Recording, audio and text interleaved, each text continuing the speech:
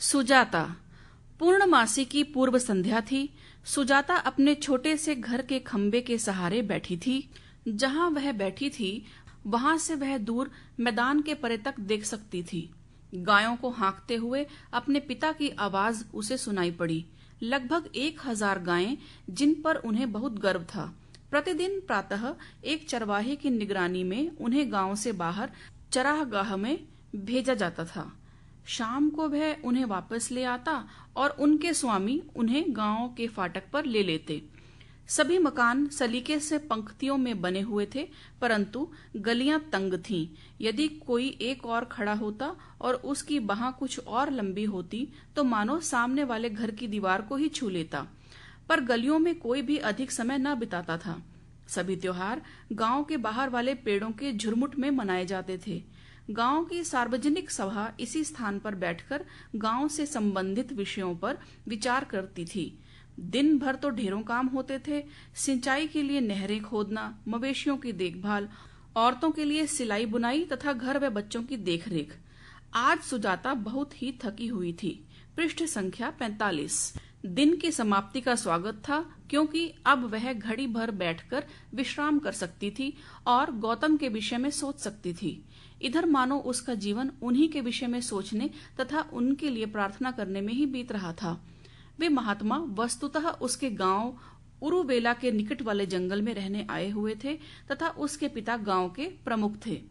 सुजाता ने गौतम के विषय में अनेक कथाएं सुन रखी थीं कि कैसे उनके जन्म लेने के समय गूंगे बोलने लग गए थे, लंगड़े चलने लग गए थे और धरती फूलों से ढक गई थी।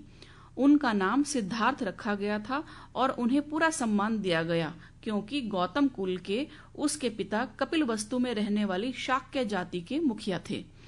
इकलौता पुत्र होने के कारण इनके पिता ने इन्हें 3 मकान दिए, एक ग्रीष्म के लिए, एक शीत के लिए तथा एक वर्षा ऋतु के लिए। मकान के चारों ओर बगीचे थे और सिद्धार्थ के आसपास सब प्रकार का सौंदर्य बिखरा था। परंतु गौतम बहुत उदास थे, क्योंकि उन्होंने 3 ऐसे दृश्य देखे थे जिन्हें वे भुला नहीं पाते थे और जिनके कारण उन्हें नींद तक न आती थी। वे दृश्य थे बीमारी, बुढ़ापा तथा मृत्यु के। वे समझ नहीं पाए कि मनुष्य रोगग्रस्त क्यों होते हैं, उन पर बुढ़ापा क्यों आता है और उनकी मृत्यु क्यों होती है।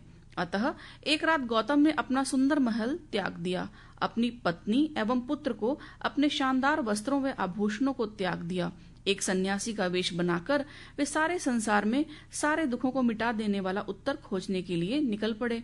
अपने पिता का महल त्याग देने तथा अत्यंत कठोर तपस्या करने पर भी गौतम अंतिम उत्तर नहीं खोज पाए और उनके अनेक अनुयायी उन्हें छोड़ गए। यह सब तथा और भी सुजाता ने सुन रखा था। अब वे निरंजना नदी के तट पर उसके घर के समीप निवास कर रहे थे। पृष्ठ संख्या 46। इन्हीं विचारों में मग्न बैठी सुजाता ने प्रार्थना की कि गौतम को शीघ्र ही बोध की प्राप्ति हो जाए।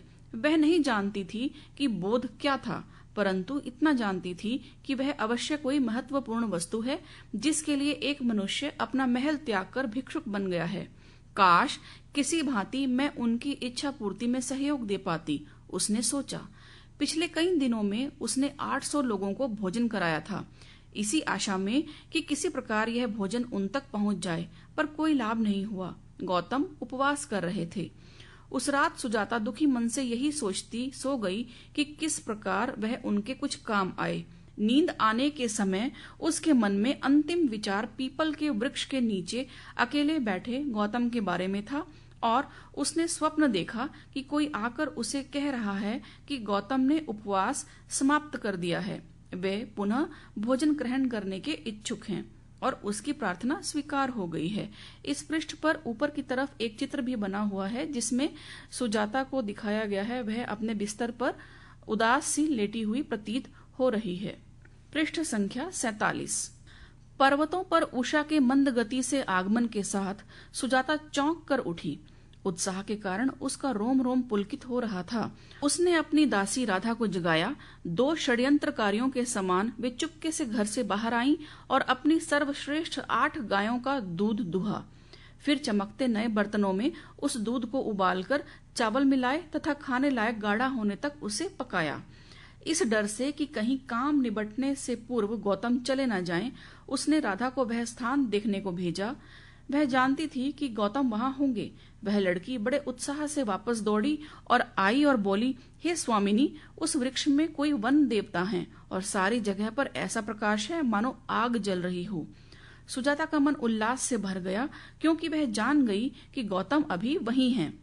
वह एक सोने का पात्र लाई और उसमें खीर डाली, फिर एक पतले सफेद मलमल के टुकड़े से ढांप दिया। वह स्वयं उसे अपने सिर पर रखकर ले गई और राधा सहमी हुई उसके पीछे पीछे गई। वे दोनों पीपल के पेड़ के समीप पहुंची और सुजाता ने खीर का पात्र गौतम के हाथ में देते हुए कहा, हे प्रभु, मेरी यह भेंट स्वीकार कीजिए। पृष्ठ संख्या 48। आपको भी वैसा ही आनंद प्राप्त हो जैसा मुझे मिला है। और उनके आगे शीश नवाकर मन में यह हर्ष लिए वह चल पड़ी कि वह गौतम की सेवा कर पाई है। इस पृष्ठ में एक वनवासी व्यक्ति को दिखाया गया है। शायद वह गौतम ही होंगे, जिनके सामने सुजाता एक पात्र में खीर लिए खड़ी है और वह पात्र ऊपर से मलमल के कपड़े से ढका हुआ दिखाई दे रहा है। सन्यासी की आंखें बंद हैं और सुजाता अत्यंत ही प्रेम व समर्पण का भाव लेते हुए दिखाई दे रही है। गौतम ने आभार प्रकट करते हुए खीर ले ली। उसे खाने से पूर्व स्नान करके वह वस्त्र बदलने के लिए नदी पर गए।